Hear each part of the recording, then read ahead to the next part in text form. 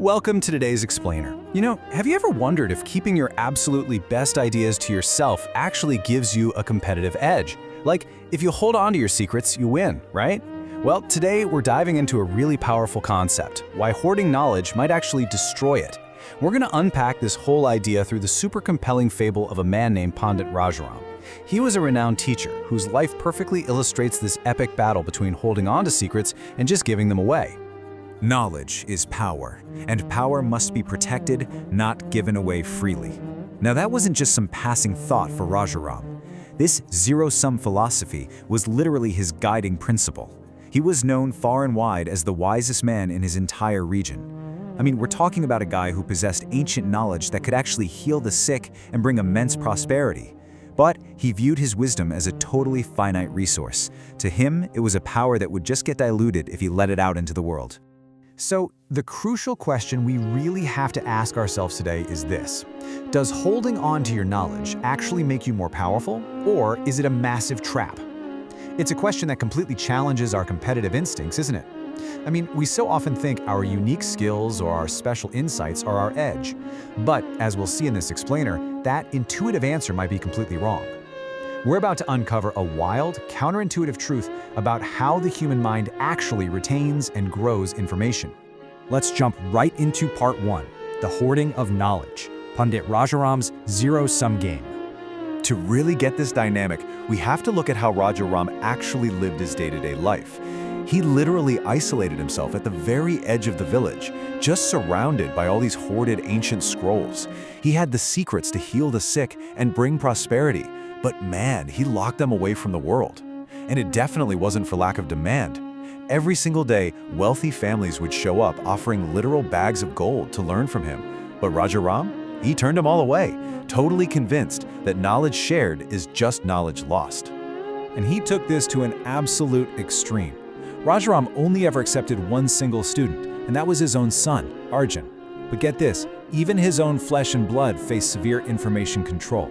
It was basically like the ultimate ancient non-disclosure agreement. Rajaram taught Arjun just one tiny little piece of knowledge each morning. He always held back the most valuable lessons and demanded a strict promise of total silence.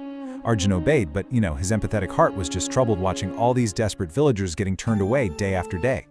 That brings us to part 2, the price of selfishness, when theory meets reality. Now, a philosophy like Rajaram's might sound pretty safe when you're just sitting there surrounded by books, right? But then it was violently tested. During a particularly harsh winter, this terrible, deadly illness just swept right through the village. Weeks went by. The local healer tried absolutely everything, but the remedies were failing, and families were weeping as they lost their children. It was devastating. The very next day, desperate villagers gathered right outside Rajaram's house, practically begging for his ancient healing knowledge. And that evening, Rajaram literally looked down at the suffering crowd and coldly refused. He insisted they just needed to learn to solve their own problems. I mean, wow, it's a chilling moment. Well, this triggered what we can call Arjun's rebellion. He just couldn't bear the suffering anymore, so he took some incredibly brave action. He waited for his father to fall fast asleep, and then he snuck into that highly guarded private study. He copied the exact healing remedy onto some paper and slipped it right under the local healer's door just before dawn. And it worked.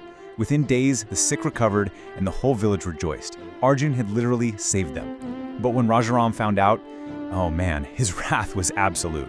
He accused Arjun of giving away his precious knowledge like common dirt, and he banished his only son forever. Okay, let's look at part 3, the tale of two paths, the divergence of sharing versus hoarding. So, with Arjun cast out to wander from village to village, and Rajaram staying exactly where he is, we see two radically different journeys unfold. On one path, Arjun's path, sharing equals growth.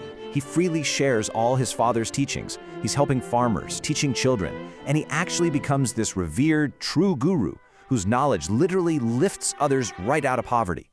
Contrast that with Rajaram's path. For him, hoarding equals stagnation. He remains totally isolated in his grand house with his precious scrolls. Sure, he takes comfort in having exclusive possession of them, but he completely loses his connection to the real world. Moving on to part 4, the hoarder's curse, the decay of unused knowledge. Now, this is where the story gets super fascinating from a psychological perspective. The curse here isn't some sort of magic spell, it's a very real cognitive decline. Because Rajaram completely isolated himself from any practical application of his skills, the knowledge literally began slipping from his mind like water. Think about, cramming for a huge test and then forgetting it all just a week later. That's exactly what was happening here. He'd read a scroll and forget it that same evening. All those ancient, perfectly memorized remedies became a confused mess in his head. Basically, by sacrificing his relationships to protect his secrets, his desperation and frustration just accelerated his loss of mastery. He starved that knowledge of the oxygen it needed to survive. Which leads us to part 5, the multiplier effect, how teaching strengthens mastery. So eventually, Rajaram falls seriously ill himself, and with absolutely no one there to help him, who shows up? It's his banished son, Arjun. He returns to save his father's life, and he's effortlessly preparing the exact healing remedies Rajaram once knew by heart. Watching his son work with such natural, easy confidence, Rajaram has this incredibly vulnerable realization. He looks at him and asks, "How do you remember everything I taught you? I can barely recall my own lessons anymore." It is the defining moment where Rajaram finally sees the fatal flaw in his lifelong strategy. Arjun's answer totally reveals the psychological reality of learning. It's actually pretty simple. When you engage in teaching others, like think about mentoring a junior colleague at work, that knowledge becomes significantly stronger in your own mind. When you actually apply it to help someone, you understand the knowledge far more deeply than if you were just reading a manual. And when you're answering questions, it forces you to think in entirely new ways. The absolute crucial takeaway here? Knowledge doesn't diminish when it's shared, it actually multiplies. And that brings us right to the core concept of today's explainer, the selfish teacher's curse. It is the phenomenon where knowledge locked away grows stale and dies, while knowledge shared becomes alive, growing richer with every single person it touches. Rajaram's mental decline wasn't an accident, right? It was a totally self-inflicted wound. When you lock information in a vault, you aren't actually preserving it, you're destroying it. Fortunately, our fable does have a really heartwarming resolution. Once Rajaram finally understands this truth, he undergoes a total transformation. After he recovers from his illness through Arjun's care, he shatters his old philosophy and just opens his doors to anyone wishing to learn. And guess what? He discovers something amazing. Teaching brings him vastly more joy than possessing ever did. He literally watches his own understanding grow clearer and stronger than ever before. And he gets to spend his remaining years surrounded by a flourishing, super grateful community. Eventually, before passing away, Rajaram shared one final, truly beautiful realization with his son. He said, "A teacher who shares their knowledge plants seeds that will grow into forests, while a teacher who hoards their knowledge buries seeds that will never sprout." I mean, it's just a brilliant metaphor. Knowledge is basically just a seed. Keep it locked away in your pocket, and it does absolutely nothing. It only fulfills its purpose and actually multiplies when you plant it in the minds of others. So as we wrap up this explainer, I really want to leave you with a direct question to think about. What knowledge are you hoarding right now that could be planting a forest?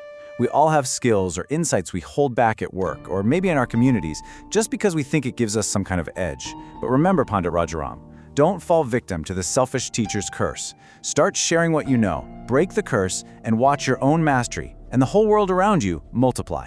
Thanks so much for joining me on this explainer, and keep learning.